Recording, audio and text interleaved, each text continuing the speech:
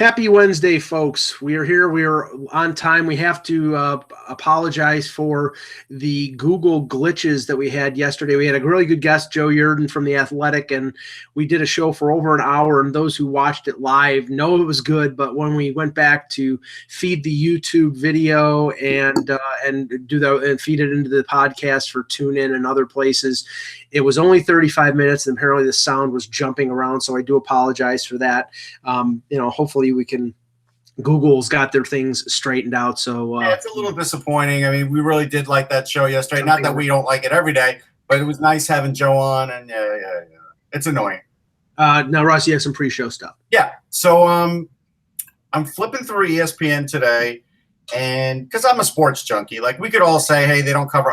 It doesn't matter. Like I'm a sports junkie. I will flip around and saw something very interesting. They were reporting that, I guess, back a few months ago, Daniel Snyder, the owner of the Redskins, said that there were like 200,000 people on a waiting list for tickets. And, that sounds about right with a lot of NFL teams, except single game tickets just went on sale, or if not on sale in the public, they sent an email to people that they could buy single game tickets now for the Redskins. And they are claiming that tickets that were supposed to be for away teams coming in canceled, so that's why these are available and nobody's buying it. And you know what? I kind of agree with ESPN. It's a very weak premise to go from, hey, we've got a 200,000, name waiting list to, hey, we've got tickets available. I'm not so sure about that, because I do know, like, for example, the Maple Leafs could sell whatever the seating capacity of Scotiabank Arena. It used to be Air Canada Center.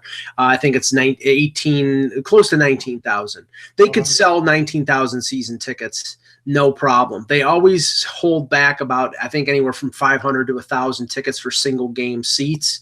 So I'm sure that things have dropped off.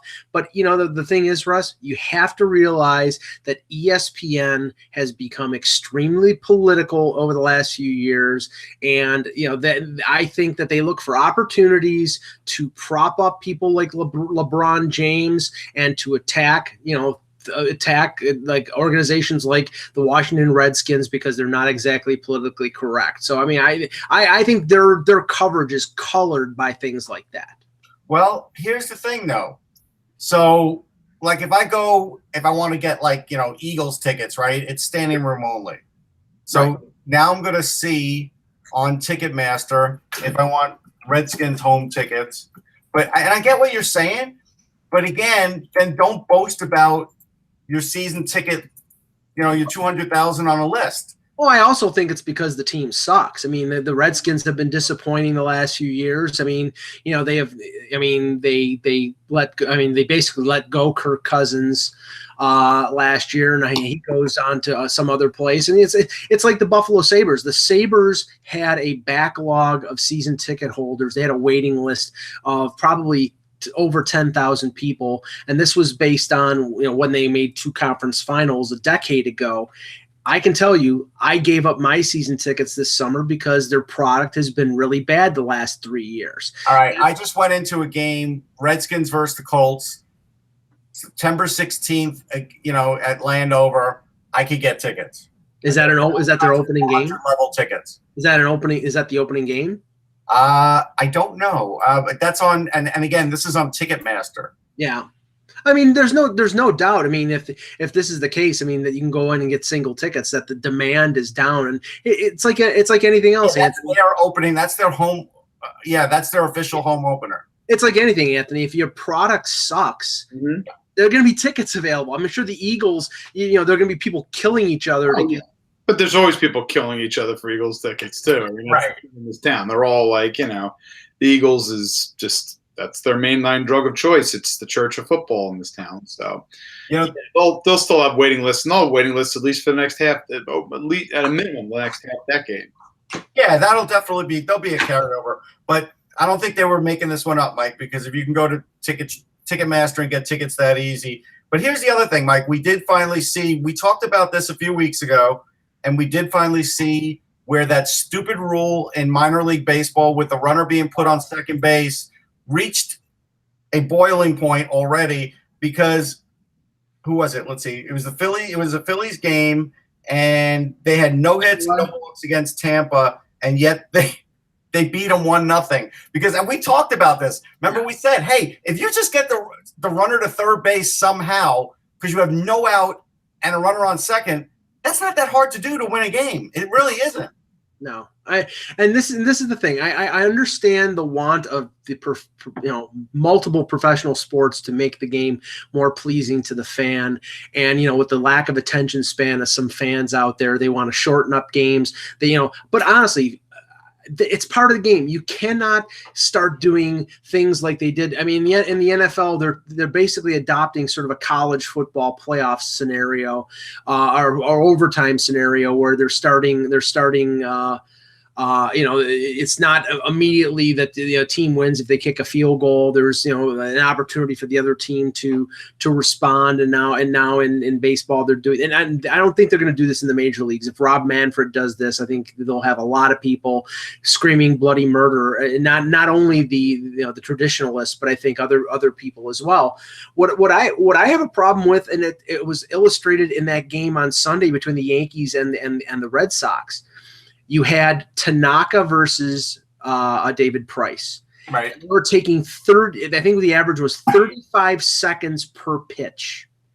Now, this was a one-sided series where a couple of the games were a little over 2 hours, which is unheard of in a Red Sox game. But then they made up for it on Sunday on ESPN. The game lasted until 1. I think one was almost 1 a.m.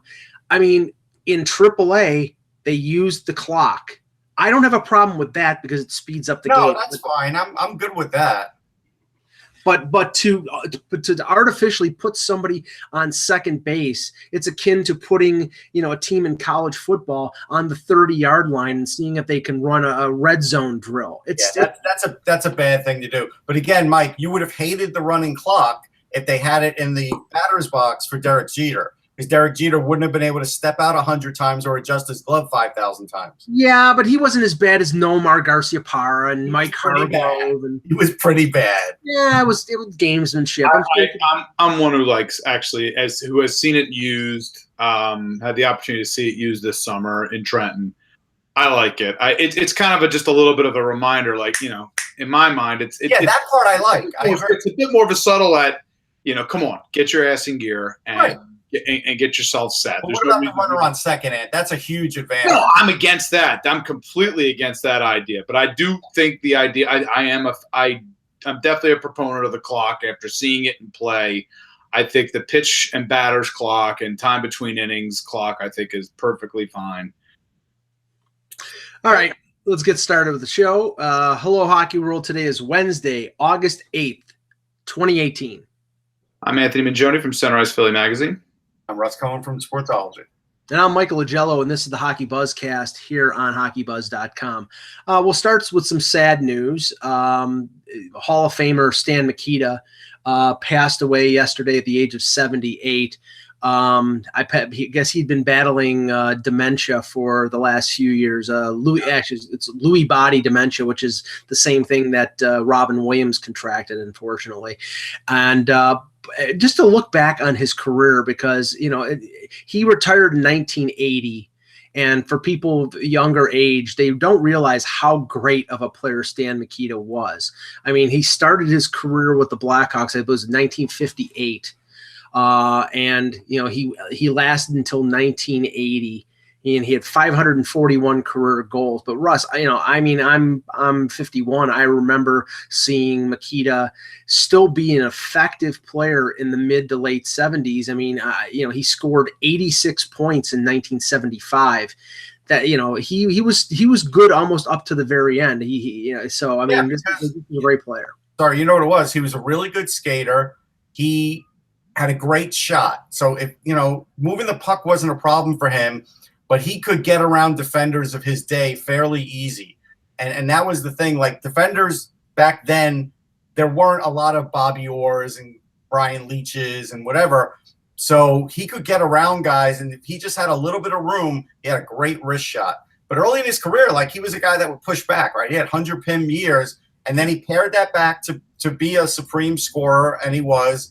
I mean, he's still the only player, and you guys know I hate the Lady Bang, but the fact that this guy used to rack up 100 PIMs and then one year won the Art Ross, the Hart, and the Lady Bang, and we all see that picture, it is pretty amazing that nobody's ever done that since. You would have thought Gretzky would have done that, and he never did. And so I give it a lot of credit. He was the identity, even though Bobby Hull was probably the best player that ever played for the Blackhawks.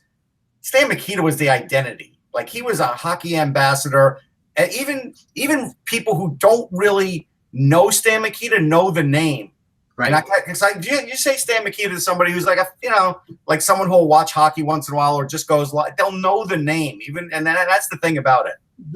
Anthony, the funny thing is that the most notice that Stan Mikita got in the last, say, 25 years, and you know where I'm going here, was that he was Stan Mikita's Donuts in Wayne's World, and basically, I mean, I guess they wrote it in because Mike Myers is from Toronto, and obviously Tim Hortons Donuts was in the Toronto area, and they had the show based in Chicago, and he was a fan of Mikita as an opponent, and it only made sense to use Mikita for a Chicago-based donut place. So that's where he held him in that kind of esteem that he was used in that respect. For our generation, for those who don't remember him playing, absolutely, it's the first thing when you remember seeing Wayne's World is the Mikita's Donut Shop. So, yeah, I just building in on what Russ said. Yeah, to me, the most remarkable thing about Mikita, and again, he is I would equate it to, for Flyer fans, Bobby Clark. Honestly, I really would. If you're talking about the identity of the Blackhawks, that's the thing. But you got generations now who are getting to the point now where they never saw Bobby Clark play, right. and people are going to kind of, I used to curse Bobby Clark's play, but that's a whole other. That came with the territory. Yeah. If you didn't have Bobby Clark on your team, you usually were cursing. What he was doing, and then you had to deal with Dave Schultz buzzing around your head afterwards. But but that's the remarkable thing. Again, the fact that he was able to transition in his career from a guy who, again, could make plenty of space for himself to skating around people. I mean, he always could, but the fact that he focused in that much and was able to change his style just at a suggestion really, in my mind, just establishes his greatness. And I'll borrow a phrase from Alan Mitchell from TSN 1260, Low Tide, where he said he calls him an inner circle Hall of Famer, which tells you exactly. It may not be he's about as close to being on the Mount Rushmore of hockey as you could get. You might be able to get four more other people ahead of him in this circumstance, but there's not many other options. To go up. Right. The game with.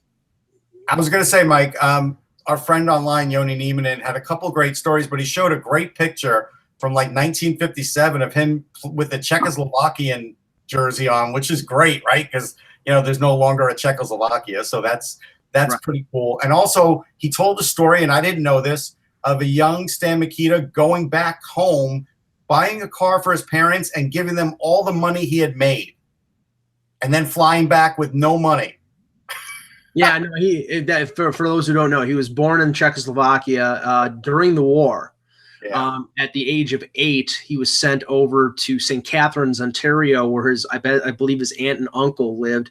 Because the Russians were moving in from the east to avoid and it wasn't the behind the wall until the 60s. But with that situation that happened after the war, he played 3 years a junior in St. Catharines and then joined the Blackhawks in 1958. And doing a little bit of research, after he had passed, he was one of the first players to wear a helmet. He was one, and didn't he wear wasn't he the one that wore like the helmet that Mike Foligno made famous, that really it looked like the Great Gazoo, had that really round.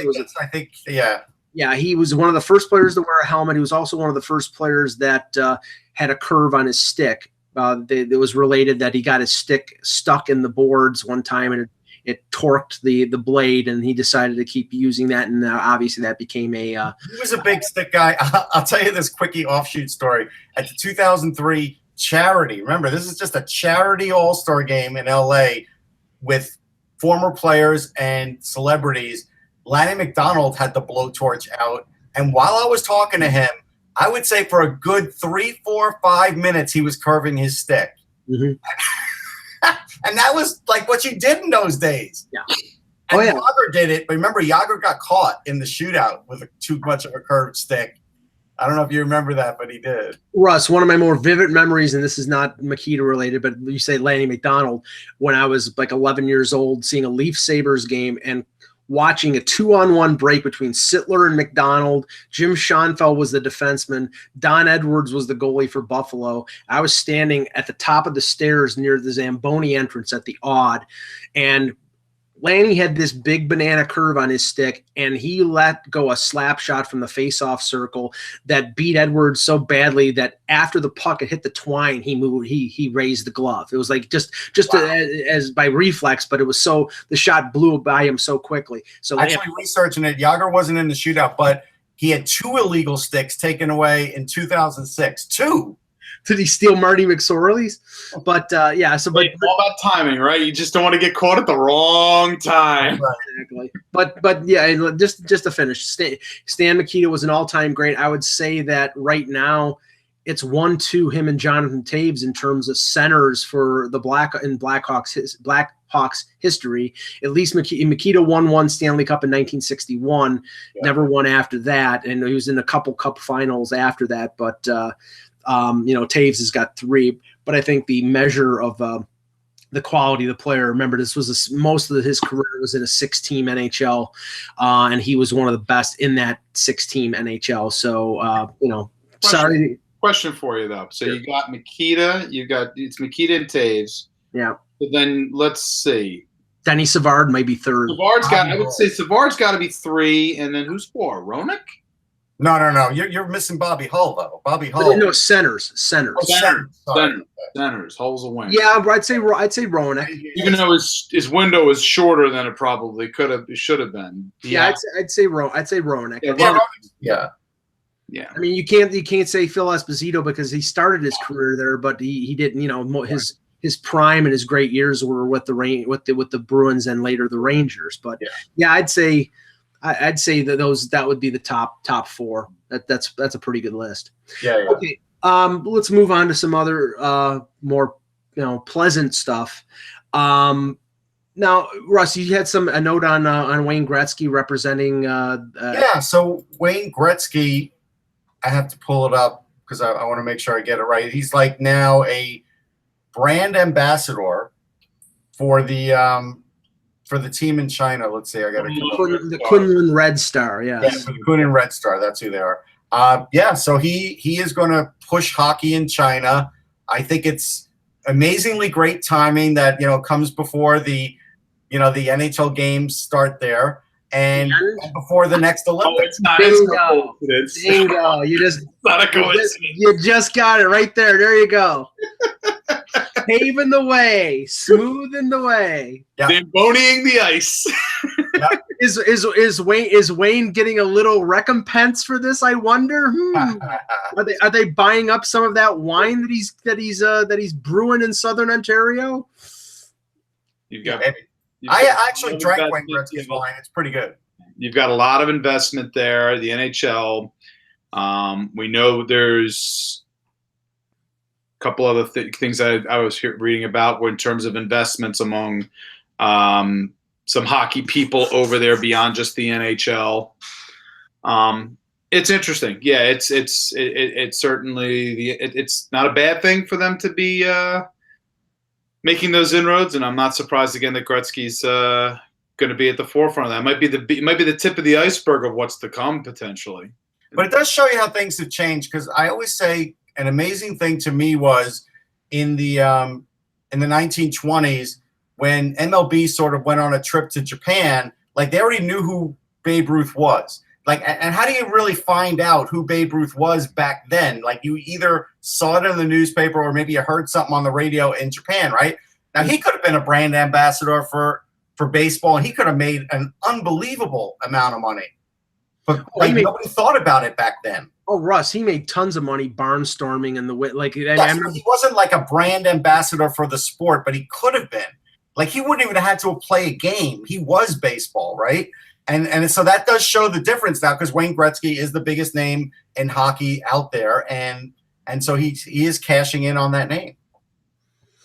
Yeah, and I don't begrudge Wayne anything, because he got screwed out of a lot of money when it came to the Coyote situation, and there was a chilling effect between him and the league for a number of years regarding that situation. And now, if he can use his fame to get some of that back, I don't begrudge him that at all. But it's just ironic. And as soon as I saw this, I'm like, okay, again, this was a one-off in 2018 for the NHL not to go to the Olympics. They want to go in 2022, but they also wanted to create an issue for the next CBA. This is something that I think the league did on purpose. So, okay, we can go to the Olympics. And the players were fully on board with it. The NHL said that they were against it. Now it's an issue that can be negotiated. They can actually get something for nothing when it comes to the Olympics, when it comes to negotiating the new CBA before the 2022 expiration.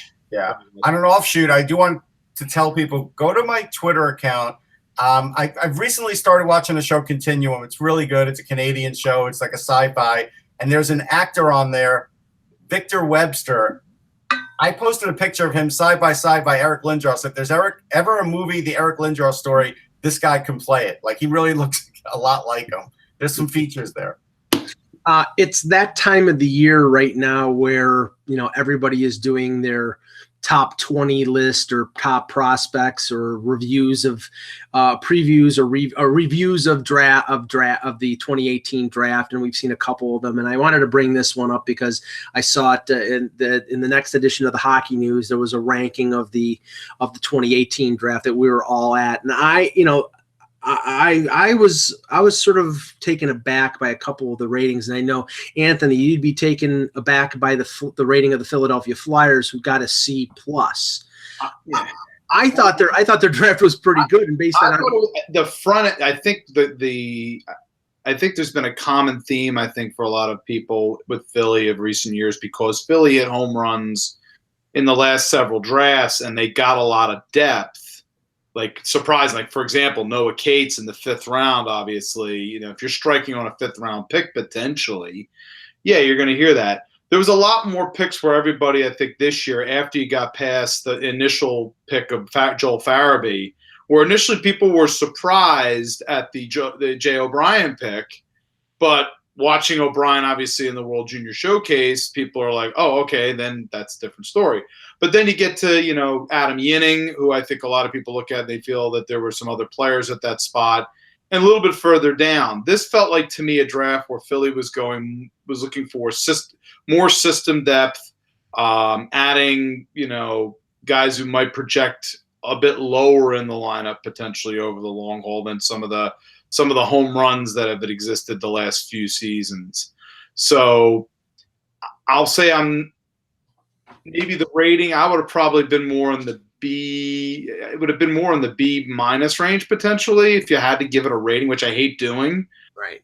C+, I mean, you can make an argument for it. So I can't say I'm shocked. I think it's a case where I think everybody's been used to the Flyers crushing the last several drafts. Right. At least based on what we've seen of the players' performances so far. We will see once they hit the pros for sure, but not that surprised. A little surprised, a little low, but not crazy low.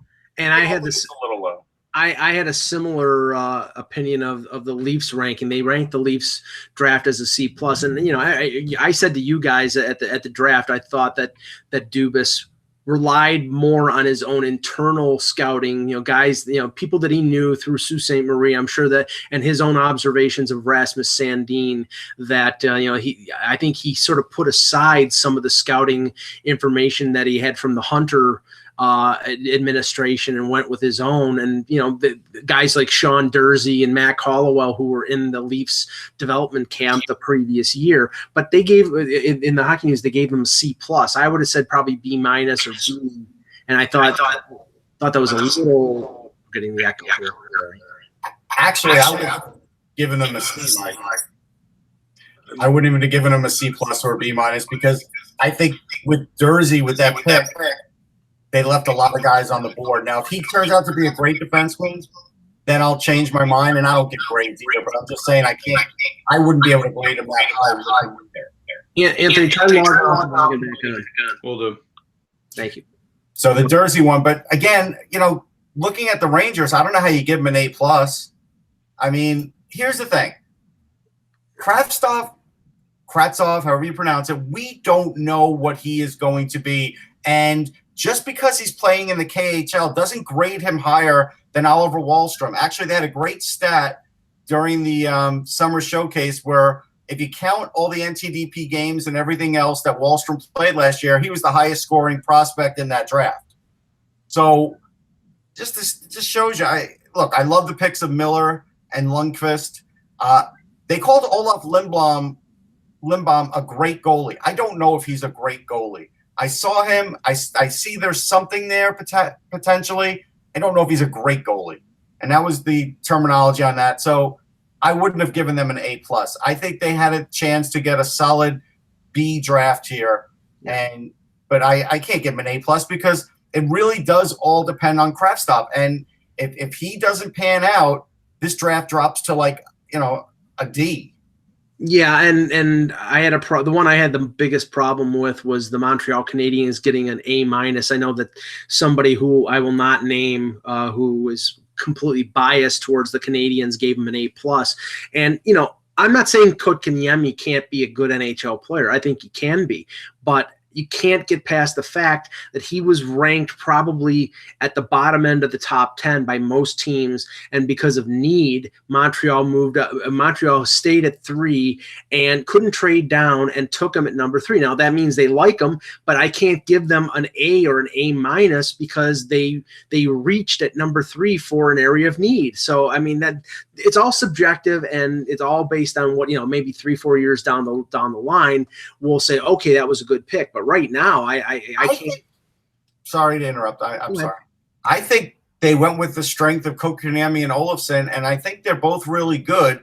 But this is also a draft where if you look at it, you say 1, 2, 3, 4, 5, 6, 7 centers. Again, that reminds me when the Islanders drafted all defensemen.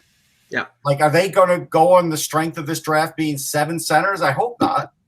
Right. I hope that's not the thinking because, again, Kotkaniemi is really good, but he was a late riser. I saw him a fair amount, and I liked what I saw. I don't know if I would have jumped to the conclusion that they did.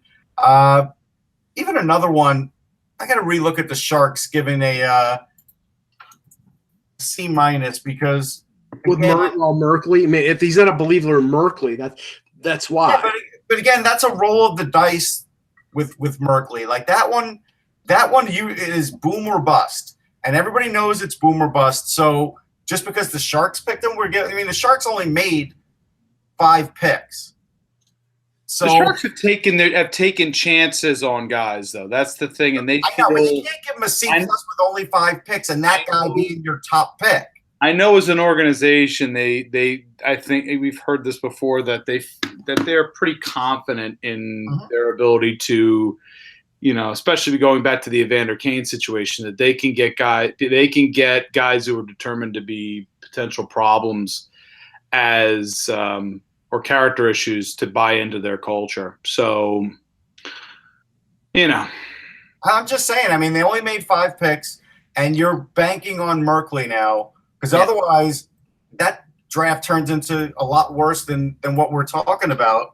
And I also thought that they gave the Blackhawks an A- when they took Boquist at 8, and I have trouble with that right now. Not to say that Boquist isn't going to be a good NHL player, but they passed on Bouchard and they passed on Dobson, and I think both of them are better than Boquist. So and Wahlstrom too. Even though we're going to talk about overall players, several teams did after them. Yeah, I agree with that. Now, I see that they gave Dallas an A. I can't give Dallas an A. Ty Dellandrea, I think, will be an NHLer. Do I think he's a star? No. In the summer showcase, he looked pretty good. Was he one of the best players? No. So, getting him 13th, I thought was a little premature. I do, and I'll always think that. After that, I like Oscar. Oscar Back's pretty good. He is. That's a guy who could play a little bit. But again, I think he's probably a third liner. Adam Masherin, that's a good reach there to see if he can turn into something, and somebody got it wrong the first time. And Riley Damiani is a pretty good player, but he's also small. I look at all those things and I'm like, I don't know how you get an A+ out of that. Right.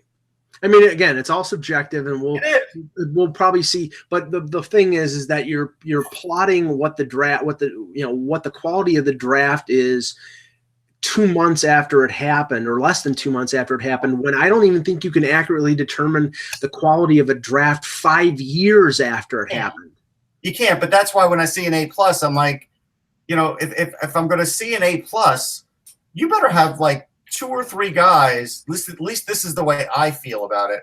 You better have 2 or 3 guys that are going to be really good NHLers, really good impact players. They don't all have to be first liners, but they got to be impact players. I mean, I have a theory.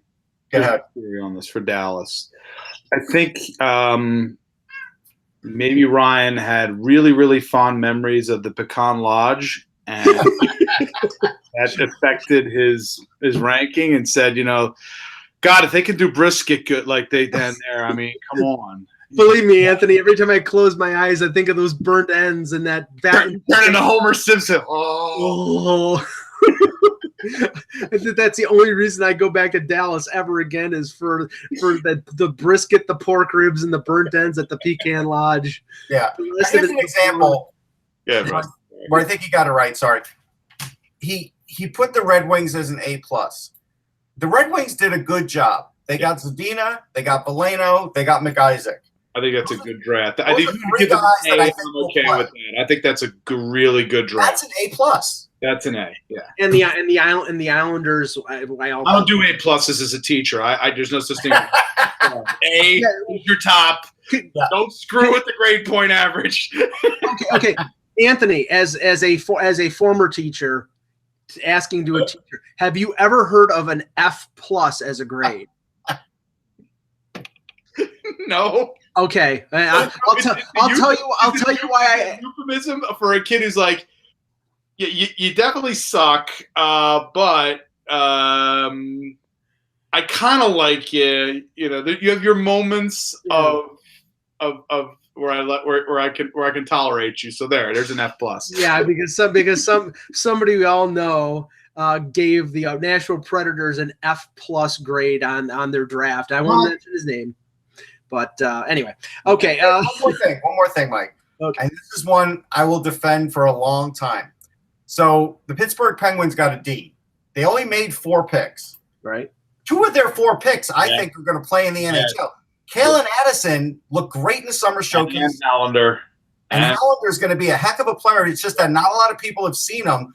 I have to give him a B just for that. They only had 4 picks, and I'd like 2 of them to play in the NHL. Yeah. How did they get a D? Then you have to base your I don't know how you base your percentages. I think you could probably get away with a C there. Okay, that's fair. C is fair because then you got to equate the quality of it without saying, oh, well, they were 3 picks down, so we're going to dock them for quantity. Well, no, if you got guys that you think are good, but again, as Mike said, we are in subjectiveville here. Just think about this. Even if nothing else, you say, hey, Kalen Addison's playing with those other elite guys in the summer showcase to potentially be on the World Junior team. How could that be a D? Okay. I think for like the next week and a half that we're going to be real slow in news. I think I'm going to go back to say, let's just say, starting with 2012, because I think 6 years is enough.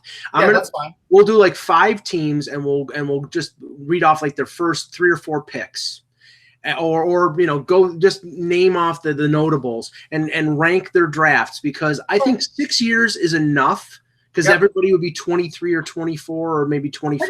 I think 5 is fine. 5 is fine, but 6 is really good. I like 6. Yeah, so that's the 2012 draft, and we'll go through some teams and say, okay, because I think we can accurately determine what the quality of those drafts are. I just don't think you can do it for 2017, 2016, 2018 for sure. No, but we'll see. Okay, some news and notes here. I found this rather humorous because the Montreal Canadiens cannot learn from the past. They screwed around with Alex Galchenyuk for years, playing him up the middle when he clearly showed that he was not able to play up the middle, at least to what they were looking for him to be more of a two-way guy.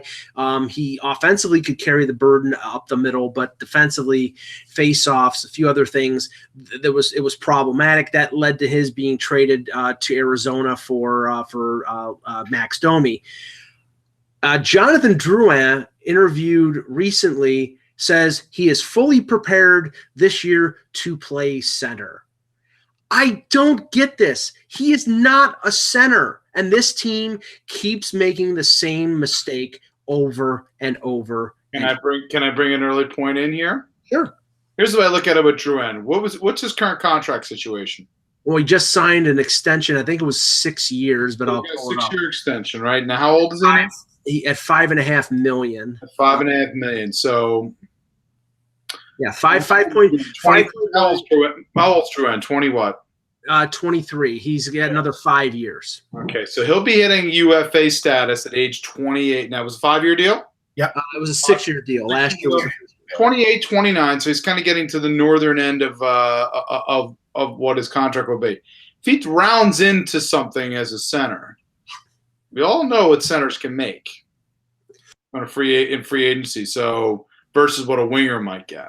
Right. So I'm wondering, you kind of wonder if that's where his mind is right now, is that he's prepared to play center fully, and that if he does play particularly well over time and becomes a good centerman, well, does he get offensive output that could be along the lines of a Tavares over time? Well, I mean, I see the upside there for him in terms of, compensation, as you're saying. I mean, there's no doubt. But I'm talking about the fact that he played center last year for Montreal for most of the season. It was not a dismal failure, but he clearly switched it, right? He went from wing to now. How soon did they switch him? Was it prepped, or was it going into the season that he was already going to be a centerman? It was going into. They acquired him for the purpose of putting him at center. They started him the year at center. I'm not sure how deeply into the season they moved him back to wing, but I know there was a back and forth there. He played a fair amount of games at center. Yeah, he did. But his face-off percentage was 42.5. It's not terrible. What's that? It's 42.5. That's not terrible. It was in the 30s in the first half of the year. Then it went up to like 43, 44%. But that's still not good. If you're not, pushing 50%. He's still only 23. Like, I'm not going to condemn the move because he had 46 points. He did have a 42.5 face-off percentage, which is, if he improves it, if he can get anywhere near 50, you got to remember, when Derek Stepan was playing center, top center for the Rangers, he was around 47%. He wasn't ripping it up, but this is, they're in a spot where they don't have a true number one, so they have to patch it in. I think Drouin is up for the task. I do. I mean, Derek Stepan was never the number one center for the Rangers, or at least in terms of the quality of play. I think he's a number two center. No, of course. We all know that, but he played the number one spot forever.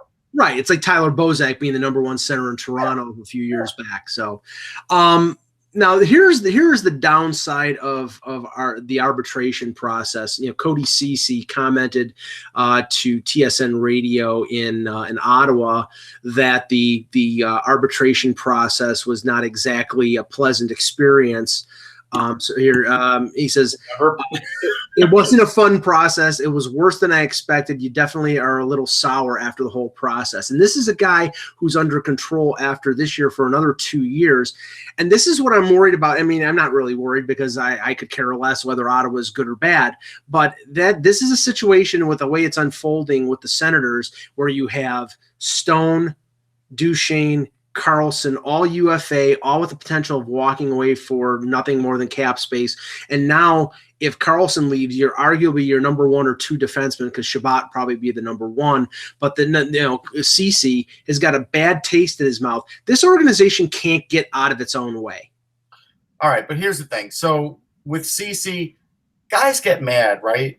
But all he has to do is go out and have a good year, and he holds the hammer again. So I'm not going to worry about if he's mad about making $4.25 million or whatever he's making. So to me, that's just a guy saying, I'm worth more. And I always say, well, then prove it.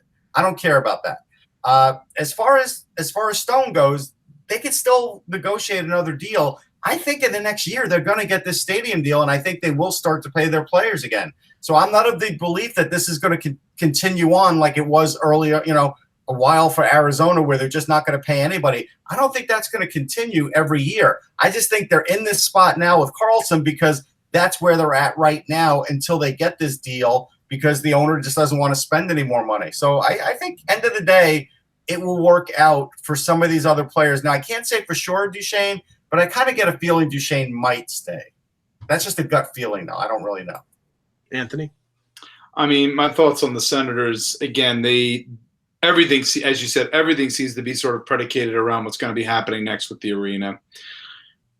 However, the optics, of course, are not good, obviously, at least in the short term. And at the end, you could say we don't care about it, but players talk to each other. I mean, they know it's a business, but they talk to one another. And there is such a thing as maintaining a certain, reputation amongst players in this circumstance. Things get around. When you become a free agent, this is how the team's going to act now. Do you really want to be dealing with this potentially in the future? So there's things to be said for that. And again, we all know the arbitration process is one that certainly players would prefer not to go through. If they've never been through it before, right, you feel like, hey, they're showing me their true colors as to what they really feel about me. And sorry. And that's blunt, and it's a blunt thing. And you could try to say, hey, it's just part of the business, but that's where this is how they feel about me, and this is what they're going to say. Even if it's business, I'm still a human being. Here's the funny thing. I think it will all change. They negotiated a deal in principle last January. They're supposed to have shovels on the ground somewhere between 2019 and 20. Last January, they said it will take like 18 months to negotiate a deal. I think after this season, that deal will be negotiated. And I think from that, then they will start to spend money again because they know, hey, the arena's coming. They won't spend it like crazy. They're going to be a little bit like the Islanders, unfortunately, with Belmont, and they're still going to be a little bit on the financially prudent side and wait until those doors open. But I think they won't let everybody walk knowing that they have a new place coming. Right, but the money is not going to be there in time for them to. And I think there's too much. You'll be able to borrow against that, Mike. You can. Yeah, you can, but I don't. That's against Eugene Melnick's ethic. He won't. He's already taken out a loan for what, $150 million. He's not going to spend money on Erik Karlsson. Based on Karlsson, but this is a $4 billion deal. So sure. I'm thinking he's going to take out another loan. It's possible. Anything is possible in Ottawa. That's all I've been led to believe. Okay. A report out of Seattle, and this is, we talked about the increase in the price of the renovation of the Key Arena, and we talked with Kevin last week regarding them being on a certain timetable. I mean, I would think all the indications are that, I would say before the CBA is out, this current CBA, there's going to be an expansion team in Seattle. Well, there was a report in the Seattle Times yesterday that was a little bit curious, and the Lewicki brothers, Tim and Todd, are at the head of the whole situation with the arena and with the potential NHL bid, and it looks encouraging. Whereas there were 33,000 season ticket deposits that happened within 48 hours, a large waiting list. And a large percentage of those deposits were in the Seattle area, not from outside of the city, not from British Columbia, but from downtown Seattle. And the Lewickis seemed more focused on the potential bid for an NBA franchise than they are what should be at the top of their priorities, which is an NHL team. And this is the thing, Russ. We know that there's an NBA past in Seattle. They won an NBA championship in the late 70s. We know that they want the NBA back. They're still hurting from that team leaving for Oklahoma City. But the NHL is the one who's coming back, or the NHL is the one who is going to be there first.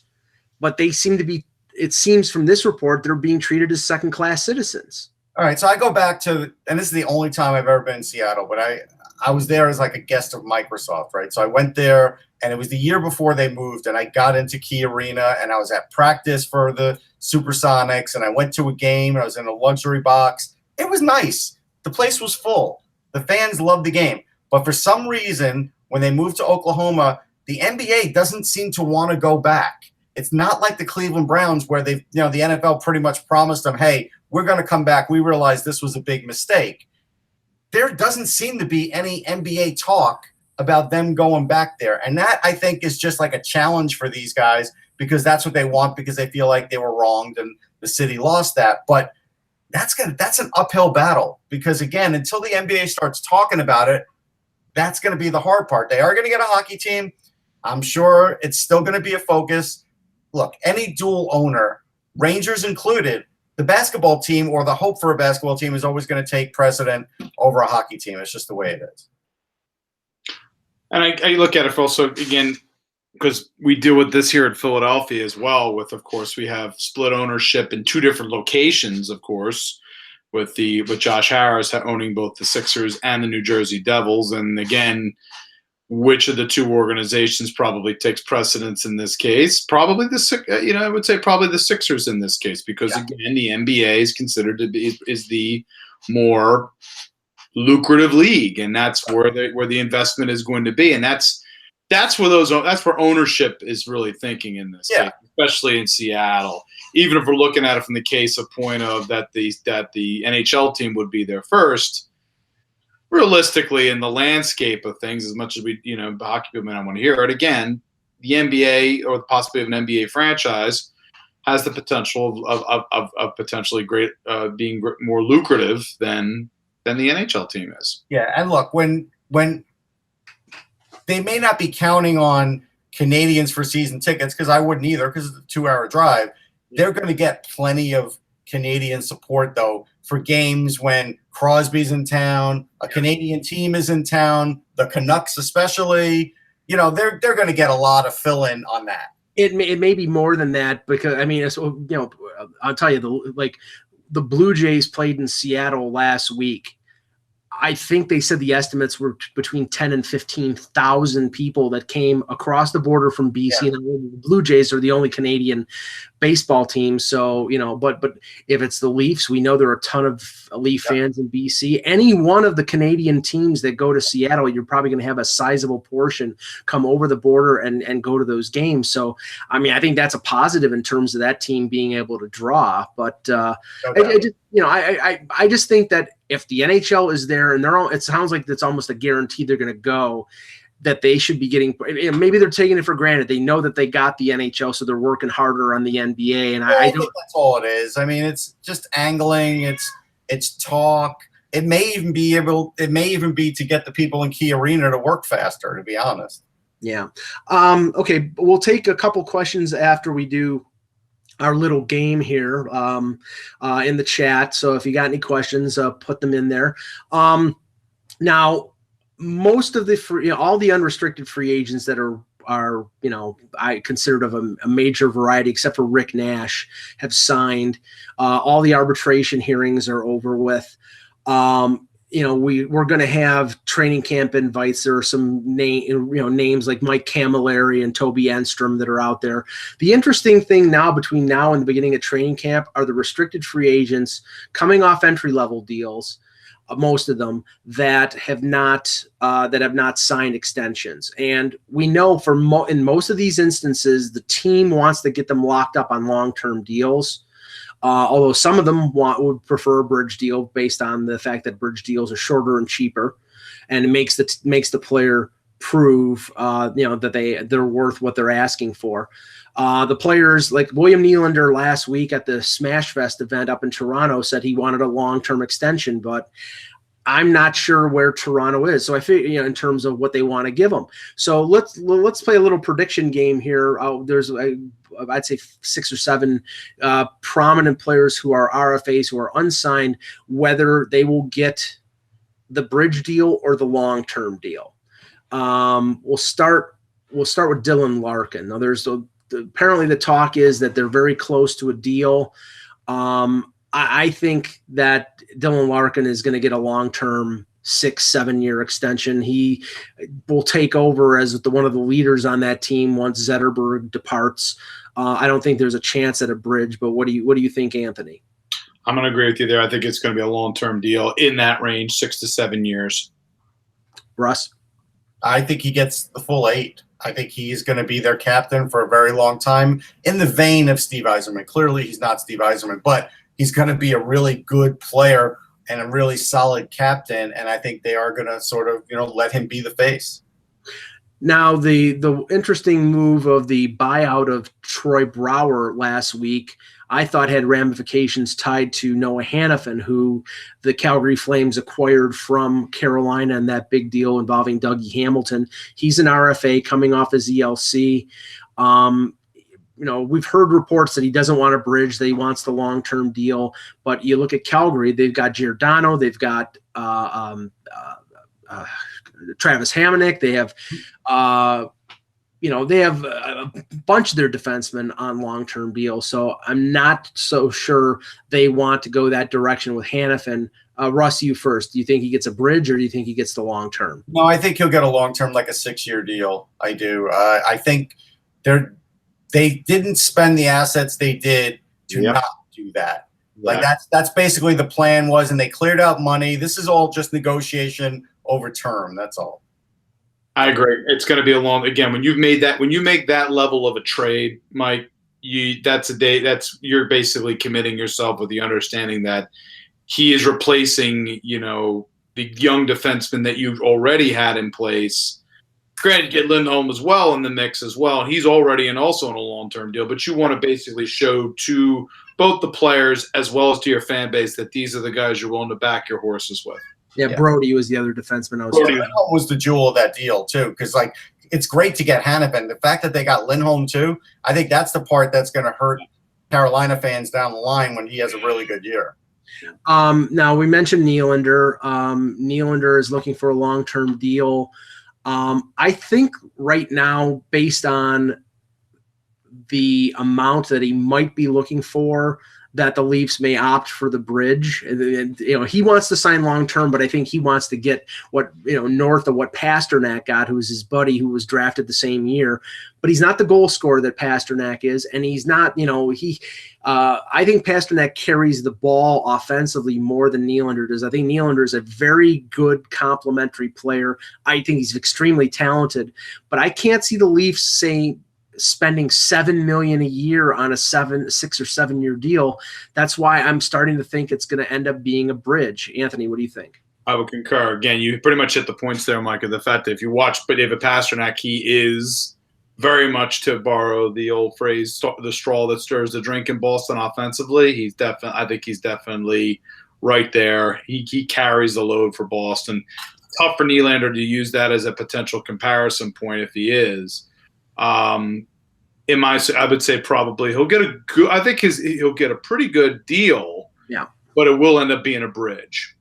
Russ, I think it's going to be a bridge too. I mean, again, when Pasternak was picked at the draft, I don't know if anybody thought they were getting taken that high, if I recall, with Pasternak. The people thought he was going to be more closer to the second round. Correct. That was a big surprise, and it paid off. It was a gamble that paid off. Nylander is Nylander. I think the Nylander that you know what he is. I don't know how much better he'll get. He'll get a little better. Yeah. Because he's just going to get stronger and a little older. But I think you know what he is. Yeah, I think the fact that Ehlers, who was picked within one pick of him by Winnipeg, taking a $6 million AAV on a 6-year deal last year, I think that hurts his leverage. If he signs for this reason, you know why he does? Because even though the perception's wrong, because Nylander has more points, I look at Ehlers with more upside because of the speed and size. Because if I line those guys up together, I say, hey, I know Nylander's piling up points, especially assists, but at the end of the day, I look at Ehlers and say, whoa, if I can hit the right line mates with him, he could score more than Nylander every year. I think Nylander gets a 2-year bridge, and on a 2-year bridge, he's going to get close to what Kucherov got, which is not close to 5. I think it'll be 4 to 4, 4.25, 4.5. But he'll get decent money. But I don't think, unless he's prepared to take a little less, like Ehlers did, I don't think they're going to get him locked up for 6 or 7 years. And it keeps their options open. If he blows up, then they have a commodity that they could end up trading for, for something that they need, like a defenseman down the line. That's not popular in Toronto. Everybody loves Nylander, but I still am of the belief that Toronto needs to get a big-time defenseman if they're ever going to win a cup. Sam Reinhart scored 24 goals last year. Former second overall pick. He's sort of been up and down in Buffalo, but I think the trend was up at the end of last year. I think he's a better fit as a winger than as a center. Russ, what do you think? Bridge or long term? I still think it's a bridge because it's a new GM. He performed for him last year, but he's going to need to see it again. Anthony? Same as Russ. I'm going to say it's going to be a bridge deal there. Yep. I agree, bridge. A couple more. Nick Ritchie only scored 27 points in 75 games, 22 years old, but a big forward. You could conceivably put him in the same category as a Tom Wilson, although he hasn't had that sort of bull in the china shop effect. But he is that type of player, and it might be the type of player that you could see an opportunity where Anaheim would want to get him locked up longer term at a reasonable amount. I think they'll go bridge, but I could see them get a 5 or 6 year deal out of him. Anthony, what do you think? I think Anaheim's made a lot of off-season commitments here in terms of some of them, especially big long-term deals. I don't think Nick Ritchie's going to be one who's going to be of a long-term variety. I think it'll be more of a bridge deal for him. Russ? I think it's a bridge deal, but Ritchie showed some really good flashes last year, and if he's going to be a late bloomer like a lot of power forwards are, he'll eventually get paid, but this will be a bridge. Okay, Darnell Nurse, who's coming off the entry-level deal with Edmonton, started to show a little bit of offense last year. 25 points, not big offense, but a lot of people thought he would be challenged offensively, and I think he's got a lot of natural ability that maybe he could be a 30 to 35 point defenseman. But he's big, he skates well, and he's got a nasty edge to him.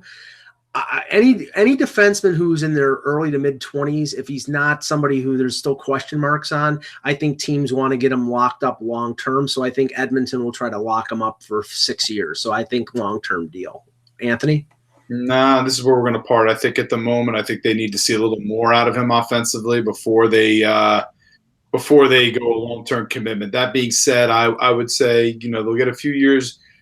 I think if he gets a year into if he really starts to blossom offensively on a bridge deal, even this year going into next, I think then Edmonton may open the door then to make it a longer-term extension beyond the initial point of the contract. But for now, I would say bridge deal for Darnell Nurse. Russ? Yeah, I think it's going to be a bridge. The one thing I didn't like, and I don't know if this is the team asking him to do it or he was doing it, he got into too many fights last year. Like, he's a guy that I'd like to see him focus more on his offensive game. Like, I don't know if he gets more than 35 points in a year, but he only had 26, and I think he could do better than that. But I was surprised that he was fighting. I was just like, why is he fighting? Like, this is one of your better defensive prospects. When you have a defenseman who fights, and you could ask Flyers fans this, and that guy's in the box, being short a defenseman for that 5 minutes hurts your team a lot. Yeah. Okay, Shea Theodore with Vegas, high prospect with the Ducks, comes over and was a key part of the Golden Knights defense on their run to the Cup final, had 29 points in 60 games. This is a situation where maybe they want him to prove a little more. But, I mean, again, defenseman, young. If you get him long-term, you may save money down the road. Russ, what do you think, long-term or bridge? No, long-term for Theodore. Even though, they're going to have a problem because, Brandstrom in a few years will need a long-term. But, Glass will need a long-term. Like, they're not going to have money for long. And I think McPhee knows that, and that's why he's not going to go deep in free agency, because he knows that he has some real studs that he drafted that he's eventually going to have to pay. But I think he'll have to go long-term with Theodore. Anthony? I'm going to say long term, even with the rough times that he had in the Stanley Cup final this year against the Capitals and rough moments. I think he's a guy that, again, I think he's a cornerstone guy for their defense going forward. I think he's a guy that I think is going to be key to them and continuing to contend. So, yeah, I'm going to say a long-term deal for Shea Theodore. Yeah, they sort of went down the middle road with McNabb and Miller, 4-year deals, where I think that a guy like Theodore, who's 23, they're going to need to go longer. And if they do go longer, you want to buy those UFA years potentially, right, and that's going to cost you. Exactly. So I think they will go long term and spend the little extra money. The final one, and we've talked about Josh Morrissey with Peter, and I think that this is connected to Trouba because the clock is ticking on Trouba. They may keep him this year because they're a contender, but he could go to sorry, I saw the cat. Man, who knows where she's going? Yeah. In a second. Right, there you go. With Morrissey, because Trouba is going to be arbitration eligible next year and 1 year away from UFA, I think that puts the impetus on them to get Morrissey locked up long term even more. So I think it's going to be a long term deal. They're going to have to spend a little extra money, but I think they're going to need to get him up signed long term because I don't think Trouba is going to be there long term. Russ, what do you think? So this is for Trouba we're talking about? No, for Morrissey. For Morrissey, sorry. Long term. They have to. Anthony? Yeah, they have to cover their backside with the Trouba situation. So I'm going to say, yeah, they're going to get Morrissey locked up long term. Okay. Russ, any questions in the chat? Yeah. And not cat questions. No, Anna's not answering any questions. Welcome to the fancy feast portion of the program, everybody. Meow, meow, meow, meow, meow, meow. So first question actually is a really good one. It comes from let's see, I lost my spot here. From Carson asking, hey Russ, what do you think Sebastian Aho's new contract will look like next year? Which one? Right. Well, we're talking about the forward, not the defenseman. Right. Not the defenseman. I mean, is he really going to play center? Like, that's the thing that now could make it a better deal or could affect his deal. Like, he had 65 points last year. I don't know if he'll get 65 points as a center, but if he pulls off playing center, he'll probably still get around 55, 60 and still make more money. I mean, I think you're looking at least 6x6 for a guy like him, at least.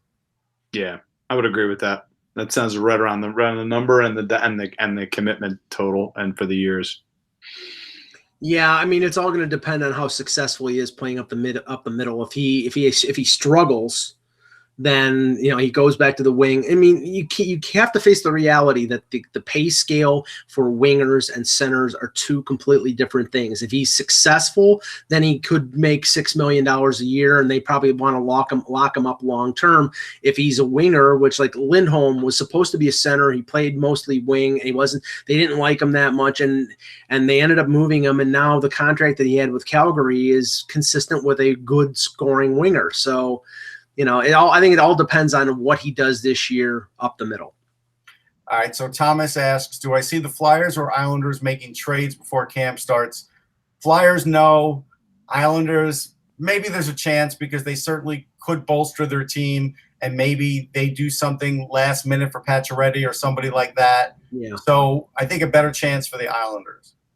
I go ahead, Anthony. I would agree. I would say the Flyers at this point now, they might consider a PTO maybe for a Nick Shore, as I mentioned earlier. But again, contracts are the consideration here for Philly at 48 to bring in a PTO. So I would say the Islanders are more likely in this case to be the team that would make a deal beforehand.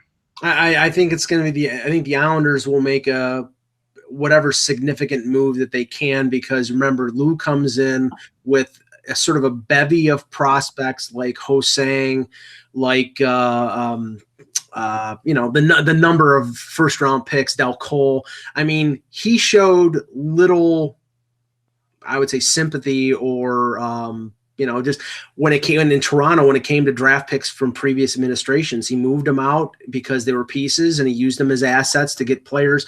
And if he sees somebody out there that he thinks can help them in the post-Tavares world, he'll move them. So Hosang could be moved. I mean, if they don't think that they can get anything out of him, and if they think he's a problem child, I could see them moving Hosang. And if there's a team out there that's looking for a talented player, he could get moved, and if they can give him something back that helps him right away, that would make sense.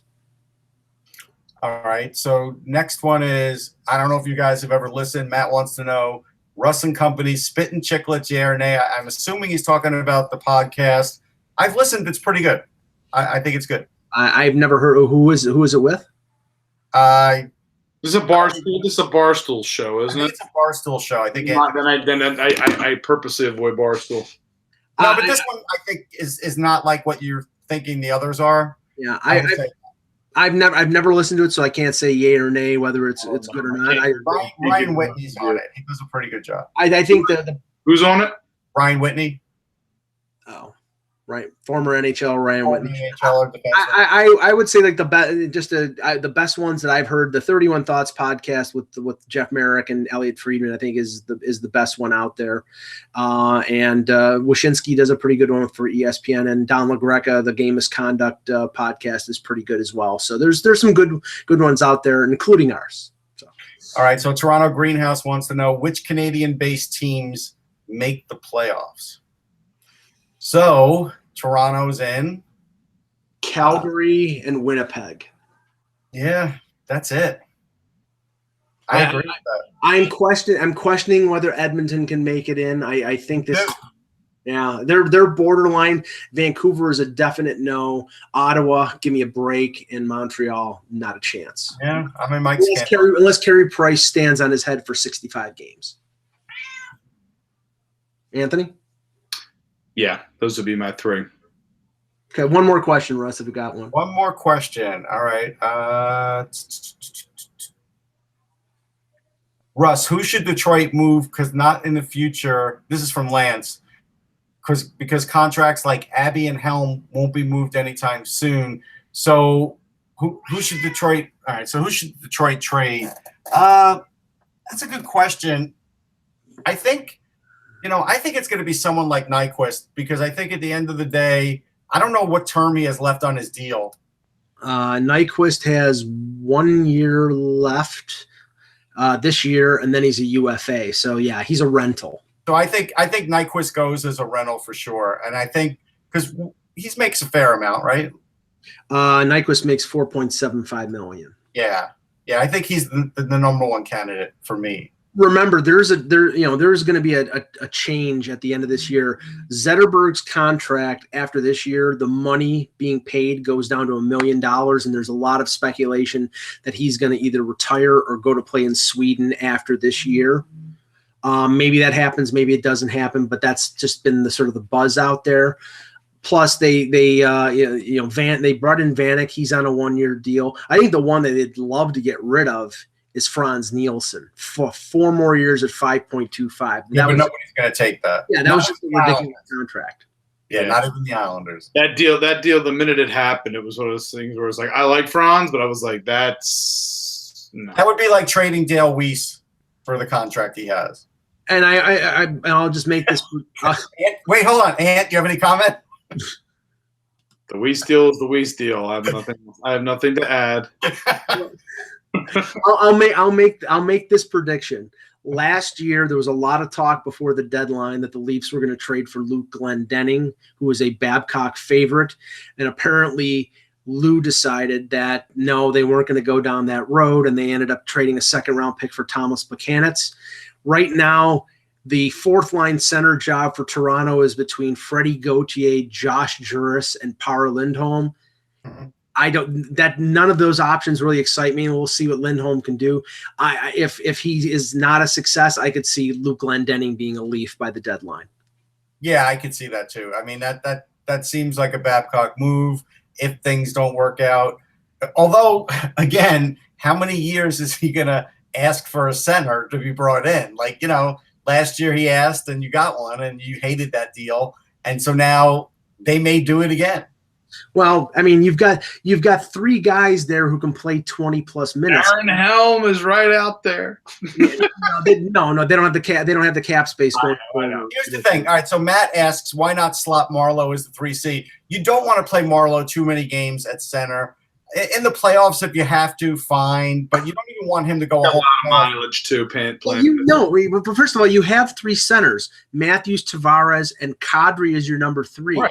You could say that your number 4 center is going to play 8 minutes and he's going to be a specialist. I've heard some people say they're going to play 11 forwards and 7 defensemen because they have defensemen who are dramatically one-sided players and they could use a specialist on the blue line, but we know that most teams go 12-6. Okay, so here's the thing. So one year, Ron Greshner moved to play the wing. And he scored, I think, 24 goals. They don't have anybody like that. If they did, then I would support the move. Yeah, no, they're not going to move Jake Gardner to the wing. Right. So, yeah, the days of Red Kelly are long past, unfortunately. Okay, great show, guys. We will be back tomorrow with another edition of the Hockey Buzzcast. For Anthony Mangione, for Russ Cohen, I'm Michael Agello. Thank you for watching. Anna. I mean, Anna's gotten her and Anna, she got some camera time too. So, is her favorite band? Is her favorite band the Pussycat Dolls? No, she's biting me right now. Remember, without the buzz, it's just hockey.